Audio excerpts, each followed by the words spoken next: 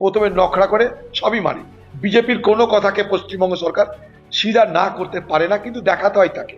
যেমন ওয়াকআপ তেমন ইসআইআর দেখাবে, ফুসফুস ফুসফুস করবে, সব মানবে।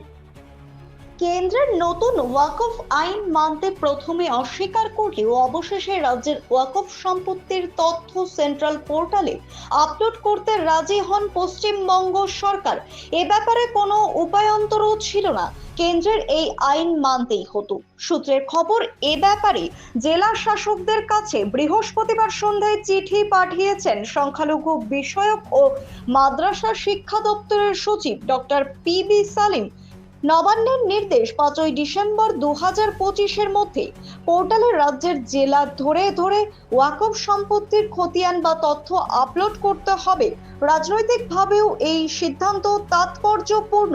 বাংলায় সংখ্যালঘু জনসংখ্যা প্রায় 30%, মতান্তরের তারও বেশি। কেন্দ্রের নরেন্দ্র মোদী সরকার ওয়াকফ সংশোধন বিল পাশ করানোর পর বাংলায় প্রতিবাদ বিক্ষোভ হয়েছিল। সেই সময় মুখ্যমন্ত্রী মমতা বন্দ্যোপাধ্যায় প্রকাশ্যে জানিয়েছিলেন তিনি পশ্চিমবঙ্গে নতুন ওয়াকফ সংশোধন আইন কার্যকর হতে দেবেন না। গত 9ই এপ্রিল একটি জৈন সম্প্রদায়ের অনুষ্ঠানে মুখ্যমন্ত্রী বলেছিলেন, বাংলায় ওয়াকফ অ্যামেন্ডমেন্ট অ্যাক্ট কার্যকর হতে দেব না, মুসলমানদের ডিভাইড অ্যান্ড রুল আমি চলতে দেব না। তিনি আরো বলেছিলেন, আমাদের এখানে 33% মুসলিম আছেন, তারা শতাব্দীর পর শতাব্দী ধরে এখানে থাকছেন, তাদের সুরক্ষা দেওয়া আমার কর্তব্য। ভারতবর্ষের মধ্যে সব থেকে বেশি ওয়াকফ সম্পত্তি পশ্চিমবঙ্গে, ঠিক আছে? এটা তো কি রেজিস্টার্ড করবার ব্যাপার আসছে, অর্থাৎ কোন কোন ওয়াকফ প্রপার্টি ডিজিটালি রেজিস্টার্ড হবে তার তালিকা এটা, ঠিক আছে? তার মানে এটা নয় যে তার বাইরে ওয়াকফ প্রপার্টি নেই, সেই থাকলে সেটাকেও রেজিস্টার্ড করাতে হবে। কিন্তু আমার বক্তব্য হচ্ছে, এমন অনেক ওয়াকফ সম্পত্তি আছে যেগুলোকে রেজিস্ট্রেশন করানোর জন্য যে কাগজপত্র দরকার, যুগ যুগ ধরে ওয়াকফ সম্পত্তি ব্যবহার করতে গিয়ে সেই কাগজপত্রকেও জোগাড় করে রাখে। তাই ডিজিটালি হঠাৎ করে সেই সমস্ত কাগজপত্র, প্রমাণপত্র, দলিল দেওয়াটা দুঃসাধ্যের মধ্যে পড়ে যাচ্ছে। সেই জায়গায় দাঁড়িয়ে রাজ্যের উচিত ছিল কেন্দ্রের সঙ্গে কথা বলে ওয়াকফ আইনের বিরোধিতা করে, এই ধরনের রেজিস্ট্রেশনের বিরোধিতা করে, যাতে পশ্চিমবঙ্গে ওয়াকফ সম্পত্তি কোনোভাবেই সংখ্যালঘু মুসলমান সমাজের হাত থেকে চলে না যায়, তারা যেন বঞ্চনার শিকার না হয়, সেটাকে গ্যারেন্টি দেওয়া, অর্থাৎ সেটাকে সুনিশ্চিত করা ছিল রাজ্য সরকারের দায়িত্বের মধ্যে পড়ে। কারণ সব পোর্টালে নাও যেতে পারে, পোর্টালে না যাওয়া মানে সেগুলো রাজ্য সরকার ধান্দা করে প্রমোটারদের দিয়ে দেবে, এটাও তো আমরা মানব না।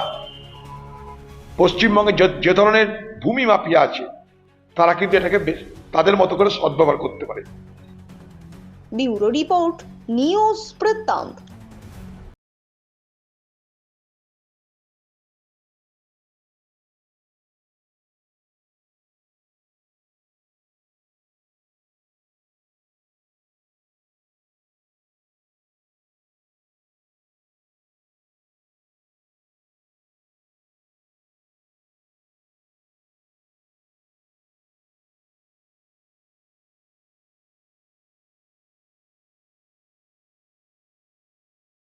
সব মাই চায় মেয়েকে রাজরানীর মতন সাজাতে, সাজিয়ে তুলতে চায় সোনার গয়নায়। তাই আমি বলছি, মেয়ের বিয়ের গয়না কিনুন ওরিয়েন্ট জুয়েলার্স, সোনা যা সর্বক্ষণের। ছোট ছোট অনুভূতি, স্মৃতিগুলো থেকে যায় সব সময় আদরে। কুকু কুকু, কিরে হলো? আসছি। লকডাউন সময় তো হয়ে এলো। কিছু স্মৃতির ভাজেই তোলা থাকে শুভারম্ভে প্রাপ্তি। 50 বছরের অভিজ্ঞতায় আগ্নেশ্বর জুয়েলার্স, নিখুঁত গয়নার কারিগরি। Agneshwar jewellers, NS road, Raiganj.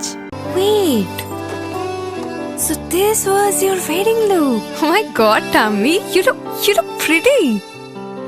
Dhaka থেকে যখন আইছিলাম, এ হগল আমার মা আমারে পরাইয়া দিছিল। It's so authentic, Tammy. I will go for this look. But what about my goina? সাদা রঙের রুমালটিতে গোলাপি রঙের কাজ, সব মিলিয়ে দারুণ হবে নতুন কনের সাজ। আমার গয়না আমার শ্রী ঢাকা জুয়েলার্স, আভিজাত্যের গয়না। চেষ্টা নেশা মুক্তি ও পুনর্বাসন কেন্দ্র। এখানে যে কোনো রকমের নেশা ও মানসিক রোগের সঠিক চিকিৎসা করা হয়। আমাদের রয়েছে ডক্টর চেকআপ, কাউন্সেলিং, ফুড, বিভিন্ন রকম সেশন ও ক্লাসেস। এছাড়াও রয়েছে স্পেশাল ভিআইপি ও এসি কেবিনের সুব্যবস্থা। নর্থ বেঙ্গলের সেরা সুপার স্পেশালিটি হাসপাতাল জীবনরেখা, অভিজ্ঞ ডাক্তার, আধুনিক lab, 24x7 emergency services, neurology, cardiology, orthopaedics, gastro, দন্ত ও চোখের চিকিৎসা একসাথে, আইসিইউ, এনআইসিইউ এবং NABL accredited pathology lab. জীবনরেখা hospital. আপনার জরুরি মুহূর্তে অ্যাম্বুলেন্স পৌঁছবে ঠিক সময়ে। কল করুন 8373066655। আপনার জীবনের সমস্ত প্রতিকূল পরিস্থিতির অবসান ঘটাতে আজই আসুন স্বর্গীয় জ্যোতিষ গবেষক ও তন্ত্র সাধক অলোক কর্মকারের সুযোগ্য পুত্র ও একমাত্র শিষ্য সঞ্জয়ের কাছে, যিনি আসাম বঙ্গীয় জ্যোতিষ ও তন্ত্র সোসাইটি দ্বারা জ্যোতিষ রত্ন উপাধিতে সম্মানিত। তাই আজই আসুন বংশানুক্রমিক ও সুদক্ষ জ্যোতিষ প্রতিষ্ঠানে।